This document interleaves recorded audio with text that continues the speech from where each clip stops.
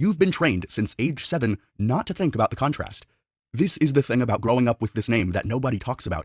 You learn to hold two truths at the same time and to never let them touch each other. Now you're 34, married, 2 kids, a house in Kensington with 6 bedrooms and a full-time staff.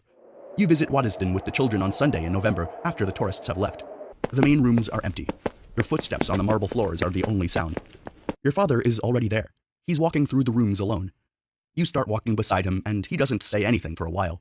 Then he stops in front of a photograph, black and white, on a side table. A group of people on the steps of a house in Vienna, summer 1935, smartly dressed, laughing at something outside the frame. Your father puts his hands on the edge of the frame, doesn't pick it up, just holds it. "Our Austrian cousins," he says. "Most of them did not make it out." You stand there. You've known this history your whole life. A fact, a line in a document. Standing in this room with your father's hand on that frame, it becomes something else. He takes his hand off the frame. His face is the same one he wears in board meetings. You've never in your life seen him cry. You don't see it now, but something passes over him. On the drive home, your son is asleep in his car seat. You think about the people in the photograph, laughing at something outside the frame. The lives that were lost, the empire that remained. You're 41. You've been in meetings that are not on any calendar. By now, you know what people say about your family. You've known since you were a teenager that you control governments, that you engineered wars, that the whole system runs through you.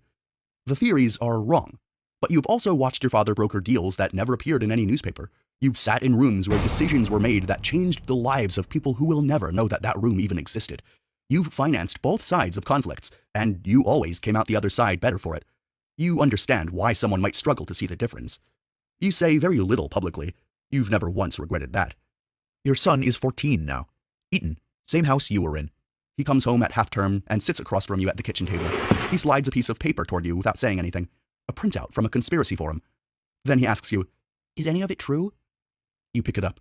You put it in your pocket. You tell him to get in the car. You drive to Waddesdon.